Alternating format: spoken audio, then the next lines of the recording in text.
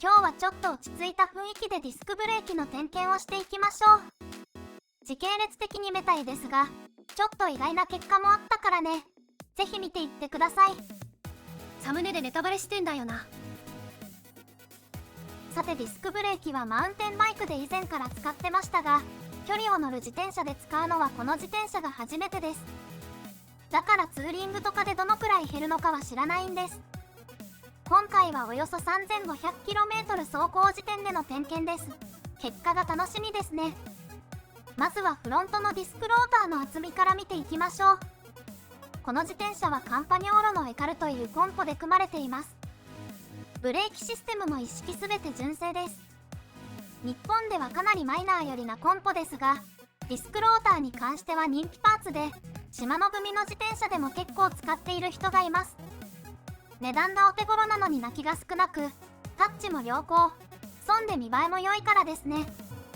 初期厚みは交渉 1.85mm、でもマイナス交差みたいで実測は 1.82mm ってとこです。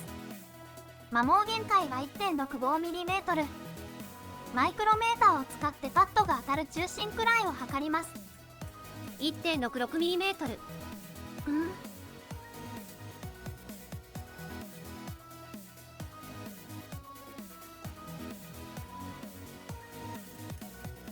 1.66mm。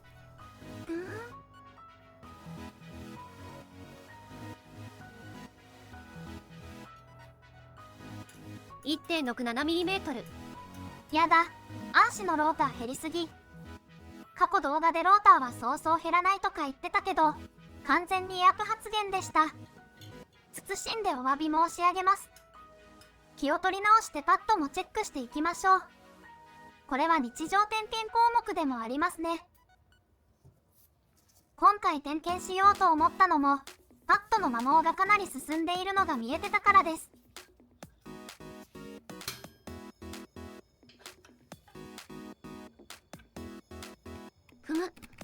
このパッドの場合、端に段差がついていて、この段差がなくなるまで使ったら摩耗限界です。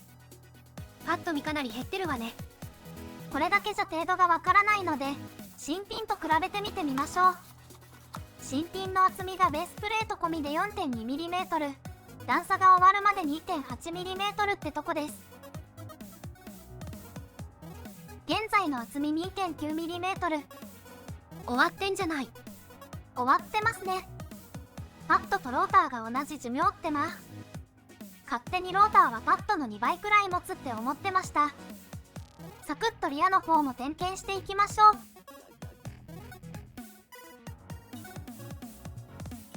1.77mm。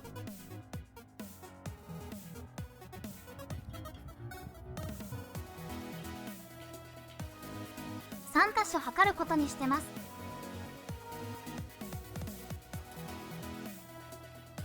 1.77mm。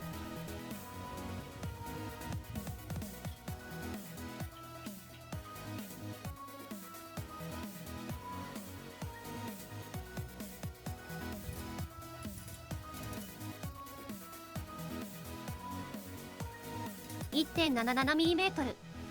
あんまり減ってないわね。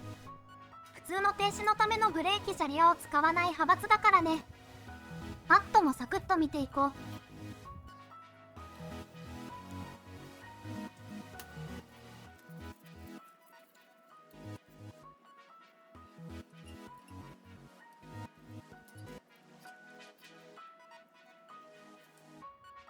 4.0mm。 これもほとんど減ってないわね。これは予想通りでしたね。いやしかしフロントのローターの減りっぷりはびっくりです。ところで、他の人はどうなのかなってネットで調べたんだけど、結構測り方が怪しい人が多くてあんまり参考になりませんでした。こんな感じにノギスで測っている人が多いですね。これだと一番外縁のほとんど使ってない部分の厚みを測っていることになります。この場合も 1.8mm くらい出てます。根元の逃がしを利用してうまく測れないか試していますが、まあちょっと難しいですね。工夫すれば測れないこともないと思いますが、ちゃんとしたメーカーのマイクロメーターでも意外と安いのもあります。他にもいろいろ使えますから、セルフメンテ派の人は揃えておいていい道具かと思います。さて、掃除だけして組み直しちゃいましょうか。交換しないの？新品あるんでしょ？残りの 0.1mm で 200km か 300km は走れるでしょう。パッド交換もローター交換も10分もかからないから、セルフメンテ派はギリまで使えるのも利点ですね。オイル交換は？特にタッチの劣化も感じないのでしません。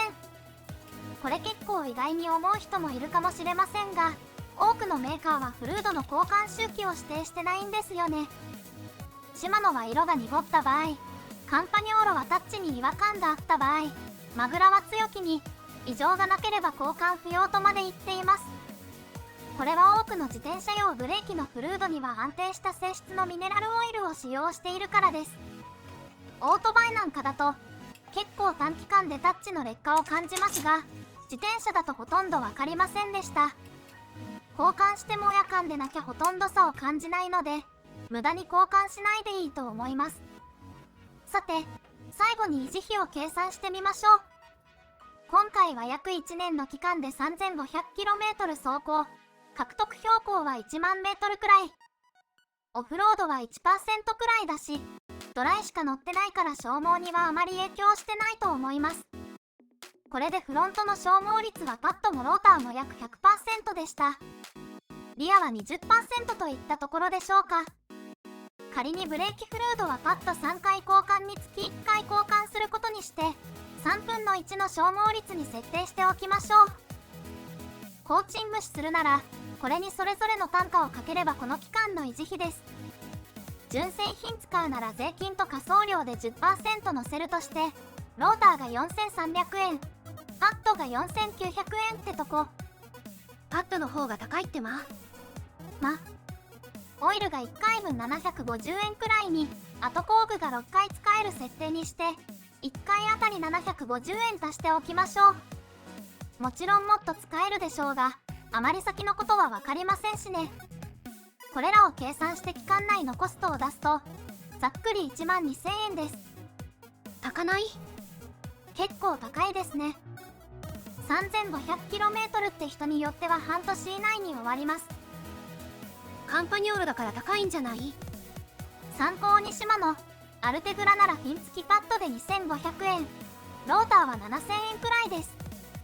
オイルはだいぶ安くて半値以下ですが、工具代はほとんど同じです。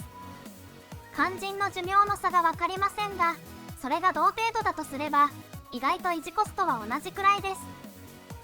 どちらもサードパーティの互換パッドなどを使えばリスクはありますが、だいぶコストを抑えることも可能です。